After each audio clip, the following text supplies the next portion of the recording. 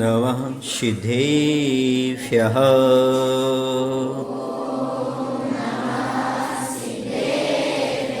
ॐ नमः सिद्धेभ्यः।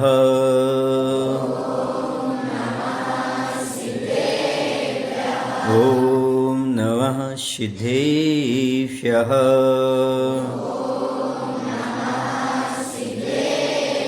बोलिए अहिंसा परमो धर्म की, देवादिदेव श्री महावीर भगवान की, आचार्य गुरुदेव भगवान श्री विद्यासागर जी महाराज की, आचार्य समय सागर जी महाराज की।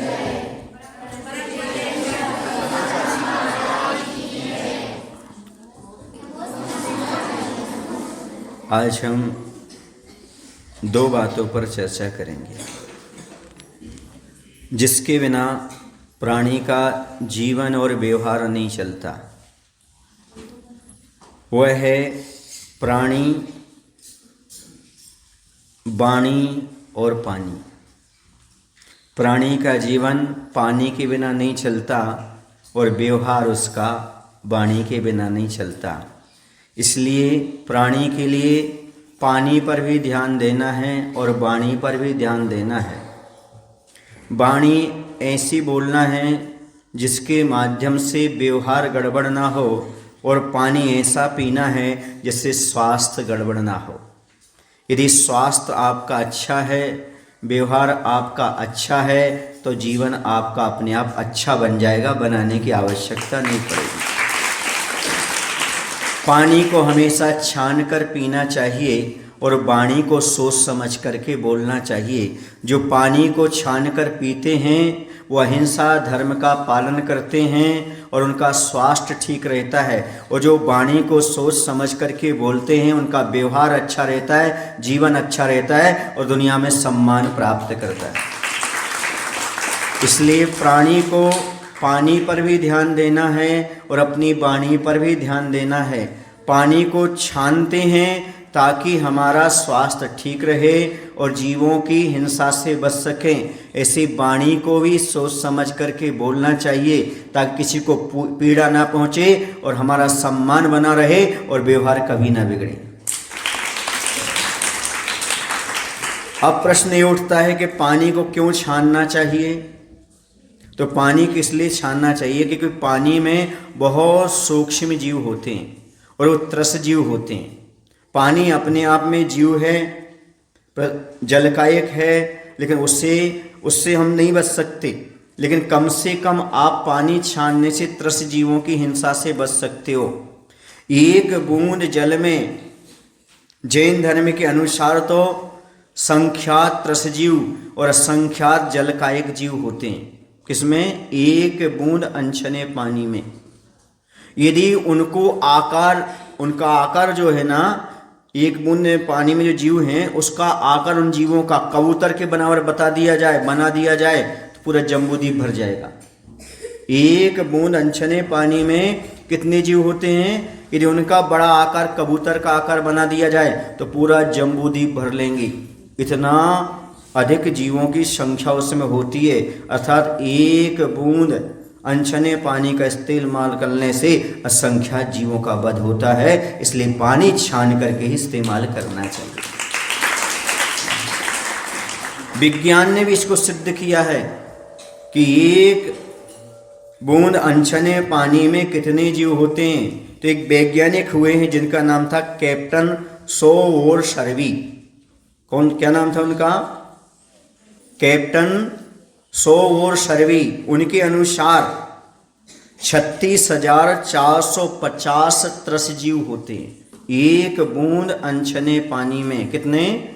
36,450 त्रस जीव समझते हो? 2 इंद्री 3 इंद्री आदि, ये 36,450 जीव होते हैं। सोचो आप, एक बूंद में इतने, एक गिलास में कितनी बूंदें? गुणा करते जाओ, फिर एक गिलास और एक बाल्टी। इसलिए पानी का इस्तेमाल छान कर करना चाहिए और कम से कम मात्रा में करना चाहिए। तभी आप अहिंसक बने रह सकते हैं और अपने स्वास्थ्य को ठीक बनाए रख सकते हैं। आप लोग सुनते हैं जल ही जीवन है। कितने लोग सुनते हैं जल ही जीवन है? सब सुनते हैं। जल है तो कल है, ऐसा सुनते हो। इसका मायना क्या है? पानी को बचाने का प्रयास करो। पानी को बचाने का अर्थ है जीवन को बचाना, स्वयं के जीवन को बचाना और जो पानी के अंदर जीव हैं उनको बचाना।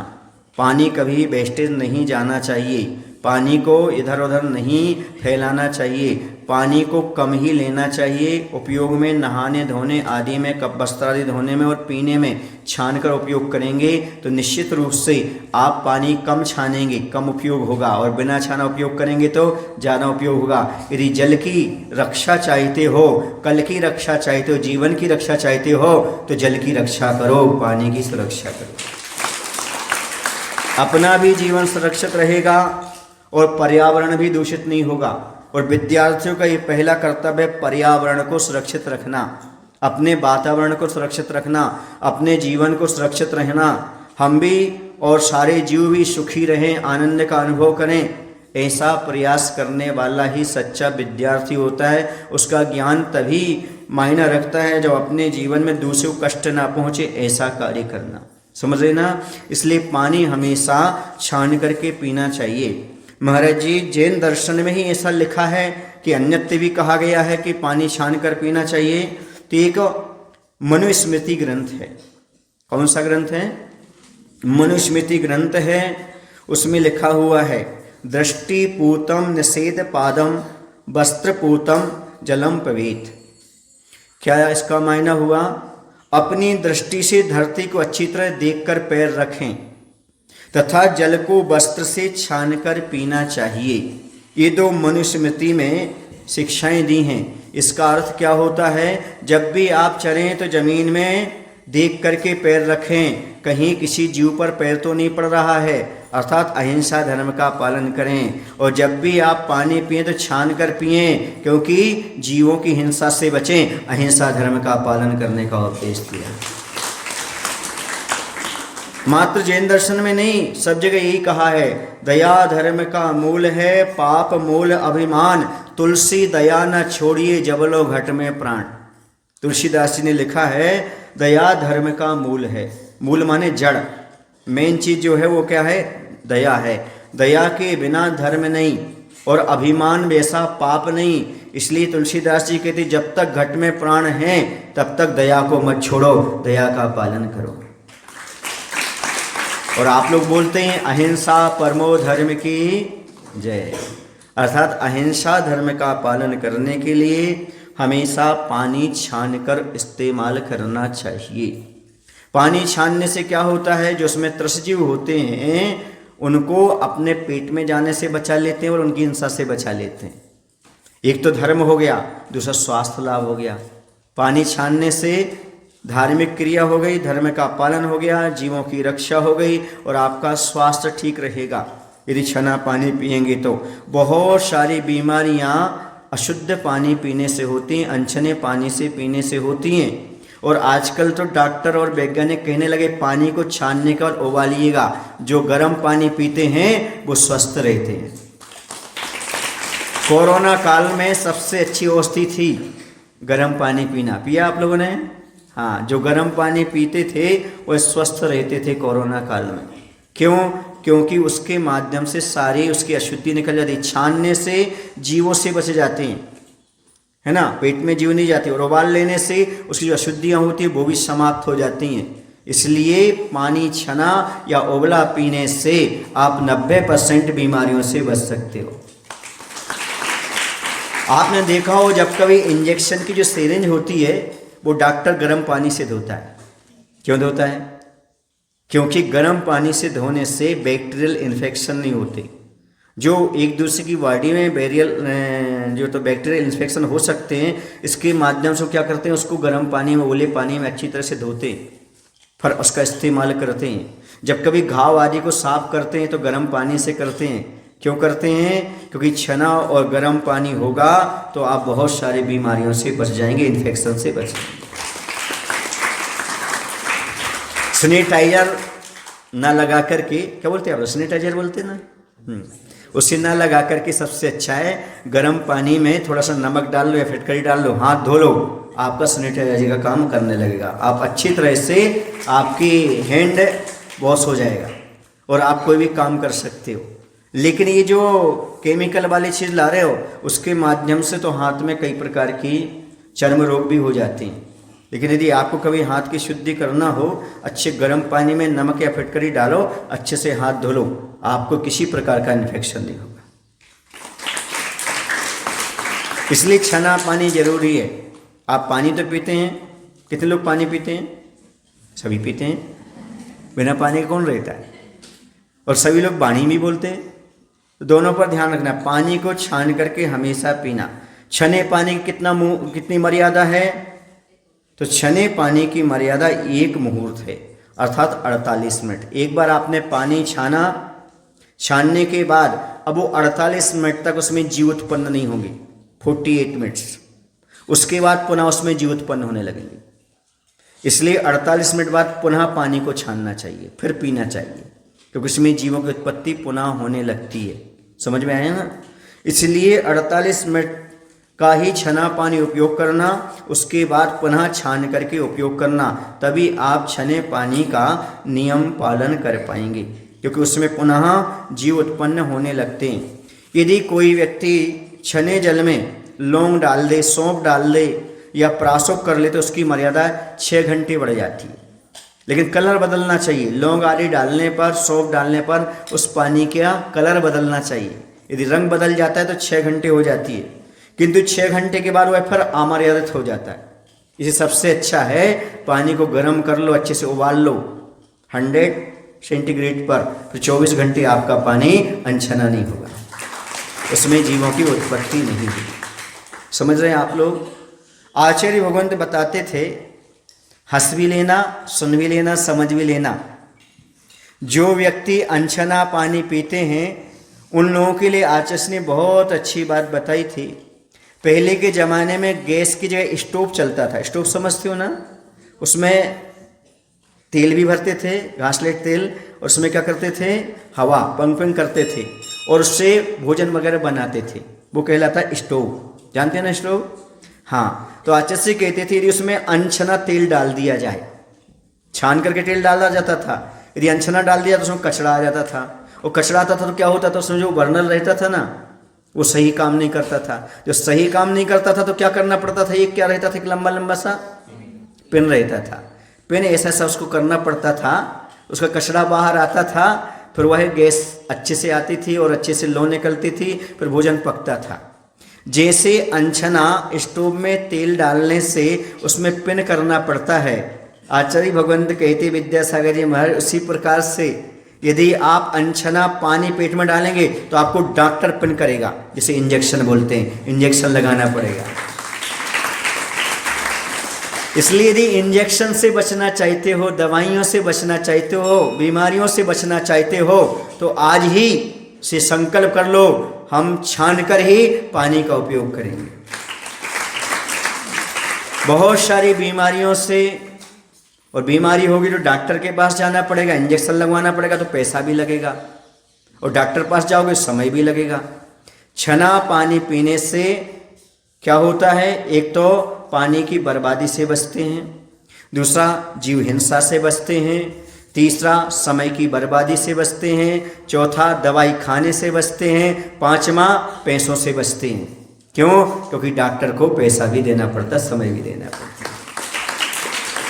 ये छने पानी के बहुत सारे फायदे हैं, इसलिए प्रत्येक व्यक्ति को पानी हमेशा छान करके ही पीना चाहिए। बिना छाना कभी भी पानी नहीं पीना। समझ आ रहा ना आपको?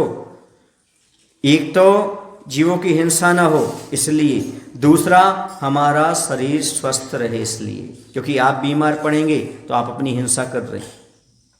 क्यों? क्योंकि आपकी इंद्रियों को, आपके मन को तकलीफ होगा। इंद्रिय और मन आपके प्राण हैं, इसलिए आप अपने प्राणों का घात कर रहे हैं। अनछना पानी पीने वाला धीरे धीरे सुसाइड की ओर बढ़ रहा है। इसलिए कभी भी आत्महत्या जैसे भाव नहीं, अर्थात स्वयं का घात करने का भाव नहीं। इसलिए पानी कैसा पीना? हमेशा बच्चों छान कर। अब हमने पानी की इतनी आपको बात बता दी, पानी हमेशा छान कर पीना चाहिए, और पानी को कभी भी व्यर्थ में नहीं बहाना चाहिए, क्योंकि पानी को व्यर्थ में बहाने वालों को आगे चल करके पानी प्राप्त नहीं होता।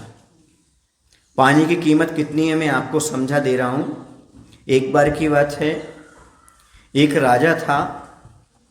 वह राजा कहीं जंगल में भटक गया। भटकने के बाद उसने बहुत खोज की इधर उधर, लेकिन उसके लिए पीने के लिए पानी नहीं मिला।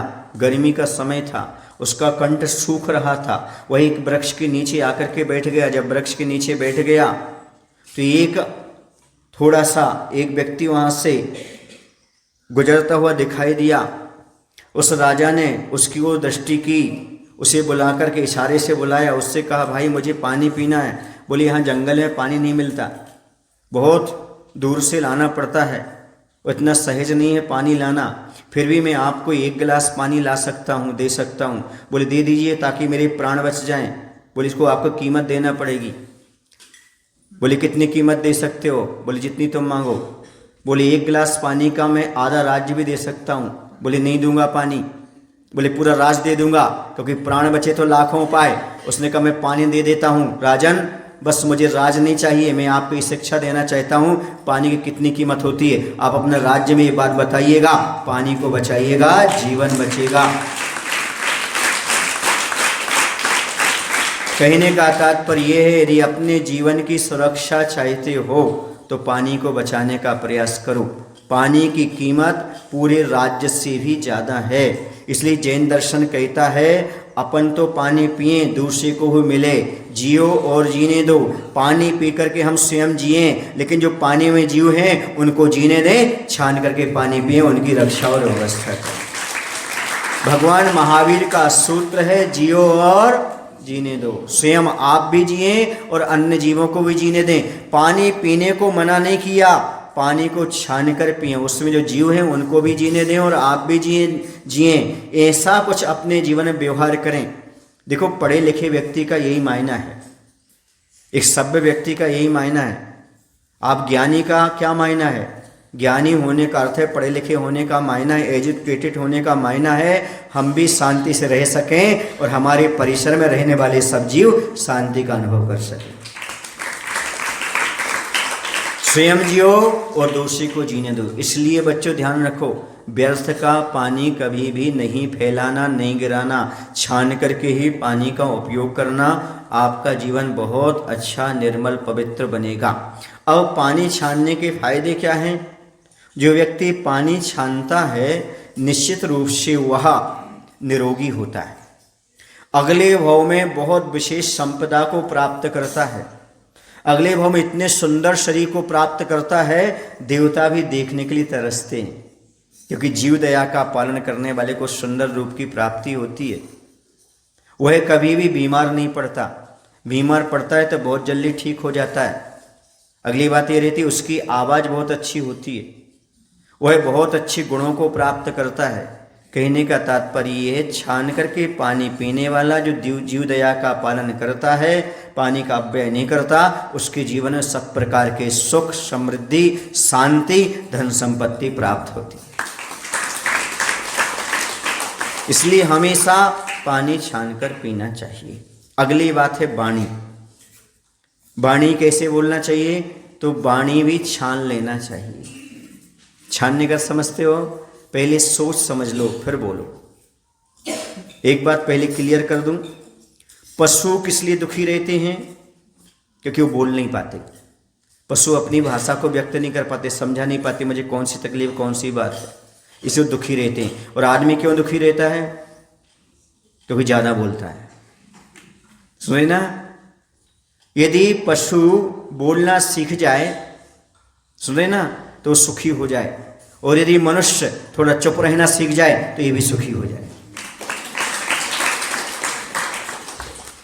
पशु बोल नहीं पाता इसलिए दुखी रहता है, और आदमी बोलने के अलावा कुछ नहीं करता इसलिए दुखी रहता है। यदि आपका बोलने पर कंट्रोल हो जाए, वाणी पर कंट्रोल हो जाए तो 4 चांद लग जाए। याद रखना, हित मित वाणी बोलिए, मित्र बने 1000। आप चाहते फ्रेंडशिप, आपके मित्र बने, अच्छे लोग आपके साथ रहें, तो हित मित वाणी बोलिए, मित्र बने 1000, कटु वाणी हृदय चोहे, दुश्मन बने 1000। कटु वाणी बोलने से दुश्मनी पैदा होती है और मीठे वचन बोलने से मित्र बनते हैं। और हर व्यक्ति चाहता है हमारे जीवन में कोई शत्रु ना हो, हर कोई मित्र बने। तो एक बात ध्यान रखो, जब भी बोलो मीठा बोलो, अच्छा बोलो, सुंदर बोलो, मधुर बोलो, आपके मित्र 1000 बनेंगे।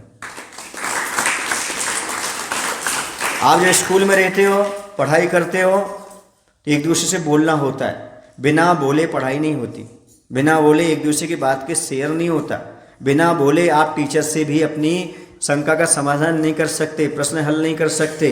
आपको बोलना तो पड़ेगा, चाहे सज्जन हो, चाहे दुर्जन हो, चाहे धनी हो, चाहे गरीब हो, चाहे छोटा हो, चाहे बड़ा हो, वह व्यवहार उसका बिना वाणी के संभव नहीं है। फिर पहचान कैसे होती है? अच्छे व्यक्ति और बुरे व्यक्ति पहचान कब होती है? मैं पूछना चाहता हूँ, शटर रखी हुई है, शटर समझ रही, शटर लगी हुई है, अंदर सामान भरा हुआ है। अब कैसे मालूम पड़े कि इसमें कोयला है कि सोना है? जब शटर खुलेगी तब मालूम पड़ेगा इसमें सोना है कि कोयला है। ऐसे ही जब तक आप मौन हो तब तक आपके अंदर क्या कैसा व्यक्तित्व है, आपका जीवन कैसा, ये ज्ञात नहीं होगा। जैसे आप बोलेंगे मालूम पड़ जाएगा आप कोयले जैसे हैं या सोने जैसे हैं। वाणी व्यक्तित्व का आईना होता है। आईना समझते हो, जो चेहरा दर्शाता है। ऐसे आपकी वाणी से ज्ञात होता है कि आपका व्यक्तित्व कैसा है, आपका नेचर कैसा है, आपकी जीने की शैली कैसी है। आप जैसी बात करते हो सामने वाले से, वैसा आपका व्यवहार निर्धारित हो जाता है। यदि आप कटु वचन बोलते हैं तो समझ लेना इसका नेचर अच्छा नहीं है, और यदि इसकी वाणी अच्छी है, मीठी है, समझो इसका नेचर अच्छा है। क्यों? क्योंकि वाणी से भी हमारे अंदर के भाव ज्ञात हो जाते हैं। बोलना सबको आता है, बचपन से सीख जाता है। माँ की गोद में भी करता रहता है, भले माँ ना समझे। सुन रहे ना? बोलना प्रत्येक व्यक्ति को बचपन से आता है, पर क्या बोलना चाहिए, कब बोलना चाहिए, कैसा बोलना चाहिए, इसे सीखने के लिए पूरा जीवन भी लग जाता है। क्या बोलना, कब बोलना, कैसा बोलना, किससे बोलना, किस लिए बोलना, यह भी एक विज्ञान है, यह एक कला है। मौन रहना एक कला है, लेकिन बोलना उससे भी बड़ी कला है। और जिसने बोलने की कला सीख ली, समझो उसने अपने जीवन में 4 चांद लगा लिए। परिवार, व्यवहार और व्यापार, इन तीनों में यदि आप अव्वल नंबर पर आना चाहते हो, किन 3 चीज़ों पर? परिवार के और पर, व्यवहार पर और व्यापार में यदि आप अच्छी तरह से कुशलता प्राप्त करना चाहते हो तो अपनी वाणी पर ध्यान देना शुरू कर दो। जैसी आपकी वाणी, वैसा परिवार, वैसा व्यवहार और वैसा आपका व्यापार चलेगा। यदि आपकी वाणी अच्छी है तो सब अच्छे चलेंगे।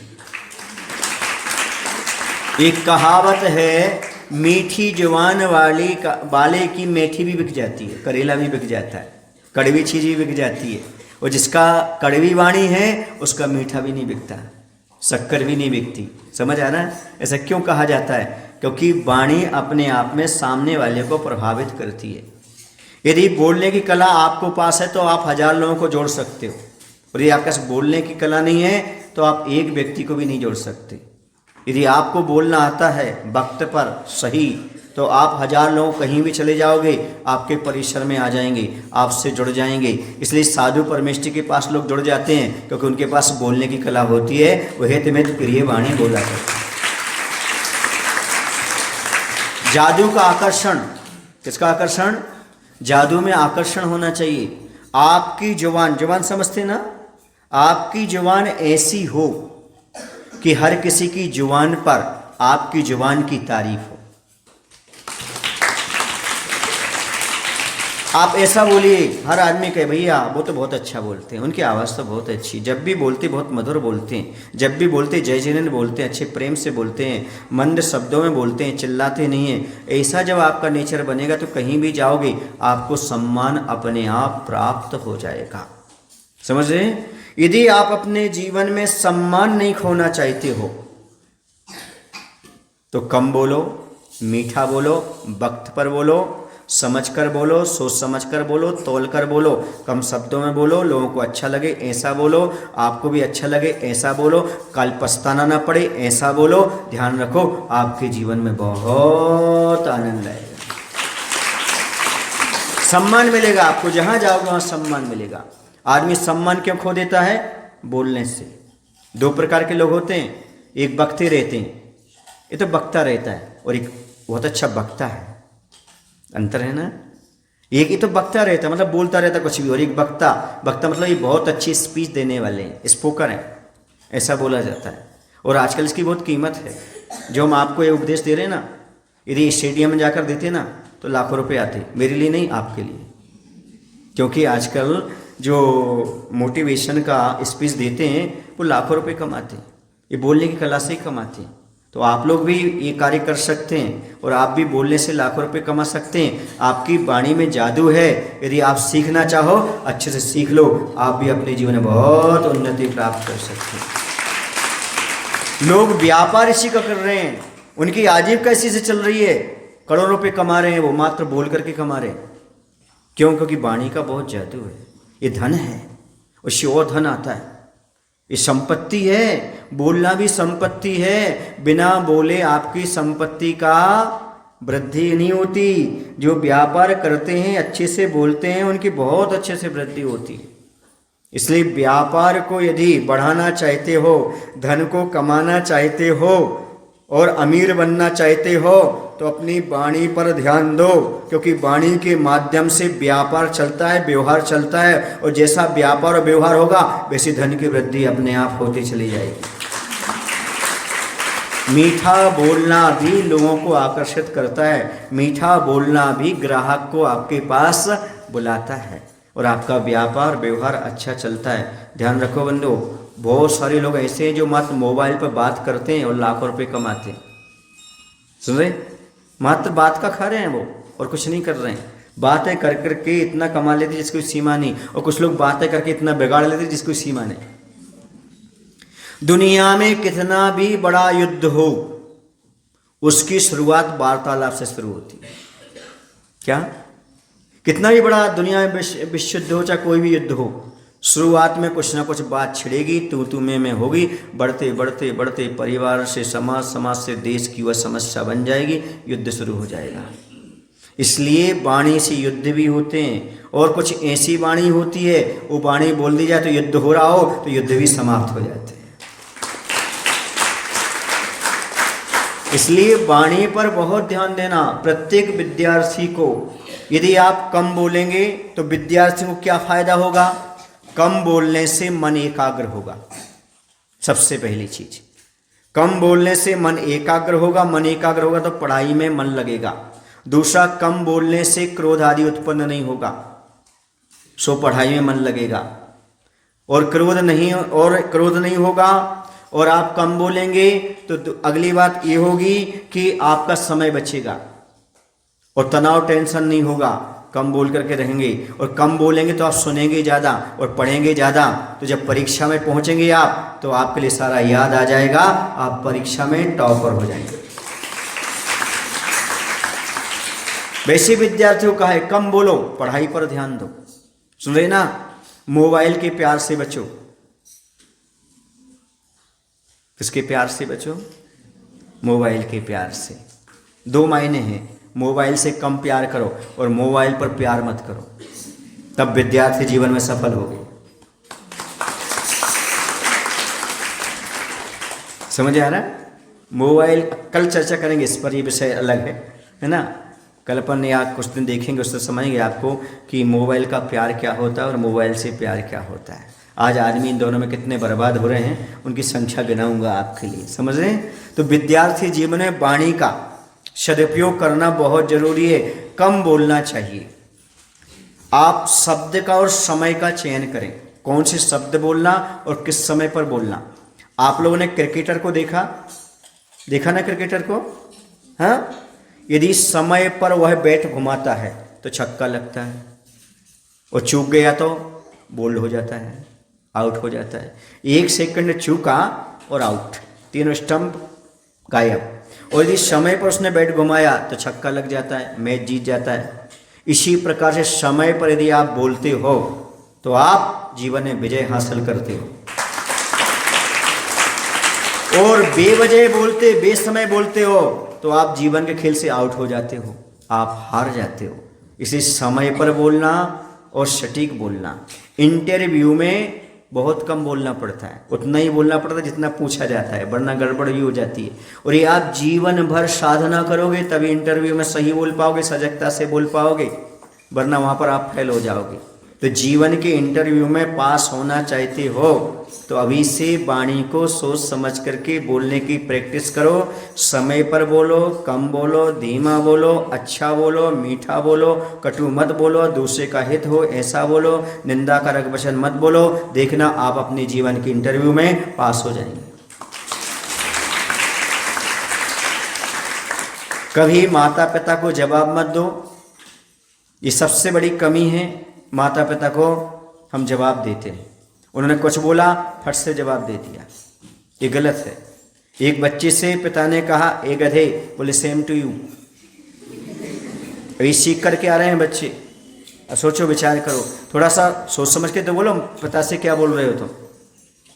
हाँ, जैसे दोस्तों से बोलते वैसे पिता से नहीं बोलना, ये चुटकुला नहीं है, हकीकत है। आजकल के लोग अपने पिता को भी वैसे ही मानने लगे, वो गलत बात है। यदि आपने पिता को गधा बना दिया तुम क्या कौन कहलाओ, गधे के बेटे नहीं कहलाओगे क्या?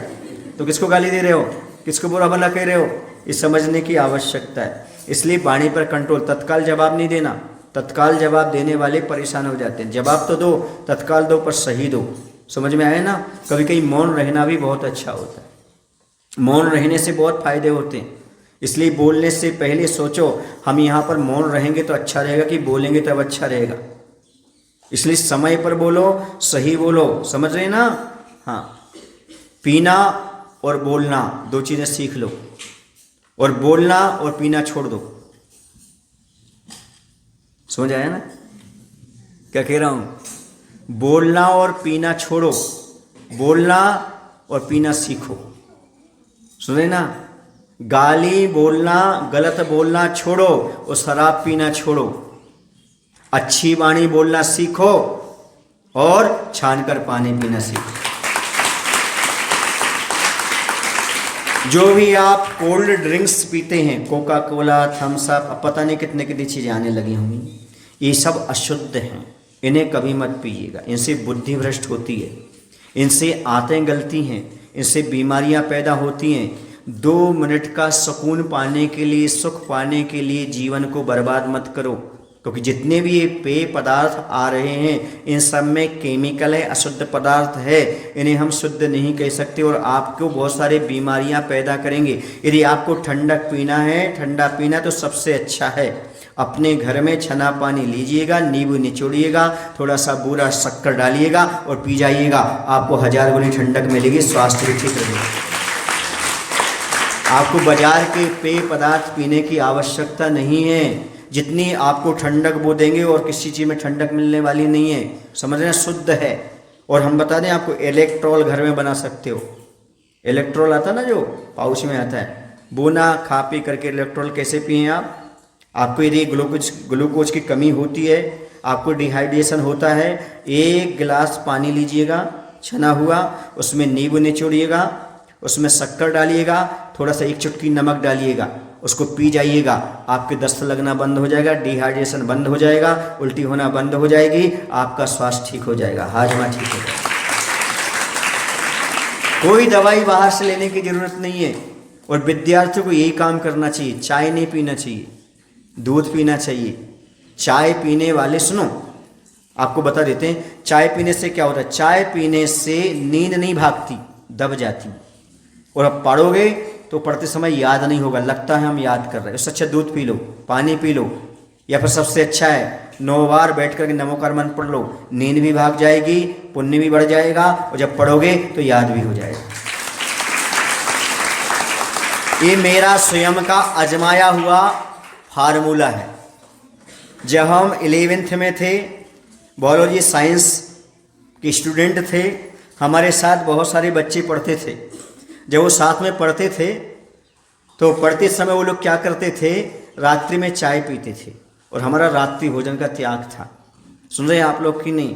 उस समय जब तक वो चाय बनाते थे पीते थे, जब तक हम एक माला फेर लेते थे। वो लोगों की नींद दब जाती थी, याद नहीं होता था। मैं माला फेरता था, पुण्य बढ़ते थे, भगवान का स्मरण करता था और एकाग्रता बढ़ती थी, मुझे अच्छे से याद हो जाता था। परीक्षा में उन लोगों से 10% आगे आता था। ये मैं अपना स्वयं का अनुभव बता रहा हूँ, एक्सपीरियंस बता रहा हूँ। आप लोग भी चाहें तो इस प्रकार से एक्सपीरियंस आजमा सकते हैं, ऐसे फार्मूले आजमा करके अपनी बुद्धि का विकास कर सकते हैं। चाय आदि से, गुटखा आदि से, तंबाकू आदि से, बाजार के पदार्थों से, भोजन पानी से, अनछने पानी से, रात्रि भोजन से जितने बचेंगे उतनी आपकी स्मरण शक्ति बचेगी और बुद्धि भी आपकी बढ़ती चली जाएगी और आपको हर क्षेत्र में सफलता प्राप्त होगी। ये आप बिल्कुल मान करके चलिएगा। और जितना अशुद्ध पदार्थ खाओगे, अनछना पानी पियोगे, यहाँ वहाँ के पदार्थ खाओगे, आपकी बुद्धि भ्रष्ट हुए बिना रह ही नहीं सकती। ये नियम है। और आज आपकी बुद्धि क्यों काम नहीं करती? महाराज जी हमने खूब पढ़ा, खूब लिखा, लेकिन रिजल्ट सही नहीं आया, रिजल्ट बिगड़ गया। क्यों बिगड़ गया? क्योंकि तुमने बुद्धि भ्रष्ट कर ली। क्या खा करके? पाउच खा करके, बाजार का भोजन करके। सुन रहे हैं? पेट को खराब कर लिया, लीवर को खराब कर लिया। उसी दिन पेपर था, उस दिन पेट खराब हो गया। अब क्या पढ़ाई करोगे? होता है कि नहीं होता है ऐसा? बहुत सारे बच्चों का होता है। 355 दिन मेहनत करते हैं और 10 दिन बीमार पड़ जाते हैं। इसलिए सावधानी रखना है। प्रत्येक विद्यार्थी के लिए अपने जीवन में उन्नति चाहते हो तो लिख लो अच्छी तरह से। क्या लिखना है?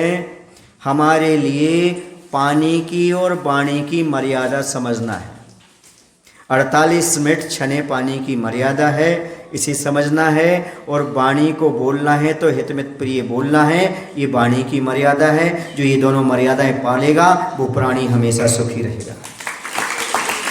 वाणी की और पानी की मर्यादा प्राणी को सुखी बनाती है। ये रूल से याद रखो। इसलिए पानी हमेशा छान कर पियो, वाणी सोच समझ कर पियो, बोलो, अपना व्यवहार अच्छा रहेगा। एक बात मैं कहना चाह रहा था, वो बात पहले थोड़ी सी कह नहीं पाया। आज माता पिता के आप पैर तो नहीं छूते पर जवाब देते हो। एक बार बच्चों से पूछा, बेटे माता पिता के पैर छुआ करो। बोले महाराज जी रोज़ रोज़ नहीं छू सकता, परीक्षा के समय, एग्जाम के समय छूता हूँ। मैंने कहा क्यों? बोले शर्म लगती है। मैंने कहा माता पिता के पैर छूने में शर्म लगती है, माता पिता को जवाब देने में शर्म नहीं लगती? मैं कहता हूँ माता पिता को जवाब देना बंद करो, उनके पैर छूना शुरू करो, तुम्हारी उन्नति उसी दिन से शुरू हो जाए। जवाब देने में शर्म खाना चाहिए। जो उल्टा सीधा जवाब देते ना उसमें शर्म खाओ, पैर छूने में शर्म नहीं। क्योंकि बड़ों के सामने झुकने में कभी शर्म नहीं खाना। जिसने बड़ों के सामने पैर छूने में शर्म खाई, जिसने खाई शर्म, उसके फूटे कर्म। समझ रहे? इसलिए अपने कर्म को ना फोड़ना चाहते हो, अपनी किस्मत को ना फोड़ना चाहते हो, अच्छी बनाना चाहते हो तो माता पिता को जवाब देना बंद करो, उनका सम्मान करो, अपनी वाणी का सदुपयोग करो। आपका जीवन बहुत निर्मल और पवित्र बनेगा। इसलिए विद्यार्थी जीवन में बहुत आवश्यक है अपने वचनों पर कंट्रोल करना। अच्छा ये बताओ, अभी जितना आप आधा पौन घंटे सुन रहे हो, कैसा लग रहा है आपको? ये किसका परिणाम है? वाणी का। जब वाणी सुनने से हमारा मन पवित्र हो जाता है, स्वच्छ हो जाता है, तो क्यों ना हम ऐसी वाणी बोलें जिससे हमें भी अच्छा लगे और दूसरे की भी अच्छा लगे, हमारा भी मन पवित्र हो और दूसरे का भी मन पवित्र हो। नीति वाक्य है, सुन लो अच्छी तरह से। एक वृक्ष है जिसमें कच्चे खट्टे फल भी लगते हैं और मीठे फल भी लगते हैं। कभी कभी ऐसा होता है उस वृक्ष में कुछ फल पक जाते हैं, कुछ कच्चे रहते हैं, है ना? लेकिन आप लोग क्या करते हो? पके पके फल को तोड़ लेते हो, कच्चे छोड़ देते हो, ठीक है ना? इसी प्रकार से प्रकृति में 2 प्रकार के शब्द हैं, एक खट्टे कड़वे शब्द हैं, दूसरे मीठे हैं। इसलिए जैसे वृक्ष में आप कड़वे फल छोड़ करके, खट्टे फल छोड़ करके, कच्चे फल छोड़ करके मीठे ग्रहण करते हो, वैसी दुनिया में कड़वे, खट्टे, सुन रहे ना, दूसरे को दुखकारी ऐसे शब्दों को छोड़ करके मीठे, सुखदायी, अच्छे, सरस शब्दों का उपयोग करिए। ये बहुत जरूरी है। जिनके पास बोलने की कला है उसके पास हृदय खोलने की कला है, उसके पास हृदय खोलने की कला है, उसके पास दुनिया की सारी सामग्री प्राप्त करने की कला है। समझ आया? बोलना सीखो, बार बार बोलो, अपने विषय पर ध्यान दो। और जो बार बार अपने विषय को दोहराते हैं ना उनको जल्दी याद होता है। दुनिया की बातें नहीं दोहराना। क्या दोहराना है? जो पढ़ा हुआ है वही आपके माइंड में आना चाहिए। बार बार उसको बोलते जाओ, बोलते जाओ, बोलते जाओ, बोलते जाओ, बोलते जाओ। और जैसे बार बार बोलोगे निश्चित आपके माइंड में वह भर जाएगा और जब आप पेपर में जाओगे पूरा आपको याद आ जाएगा, आप अक्षरशः लिख करके आ जाएंगे। वाणी पर, पानी पर ध्यान दो। यदि प्राणी को बचाना चाहते हो तो जैसी होगी वाणी, सुने ना, वैसा, और जैसा होगा पानी वैसा बनेगा प्राणी। कहा है जैसा खाओ अन्न वैसा हो मन, जैसा पियो पानी वैसी हो वाणी। इसलिए मैंने कहा है वाणी और पानी पर ध्यान दीजिएगा, आपका जीवन बहुत उज्जवल और निर्मल बनेगा। बोलिए महावीर भगवान की, आचार्य गुरुदेव भगवान श्री विद्यासागर जी महाराज की।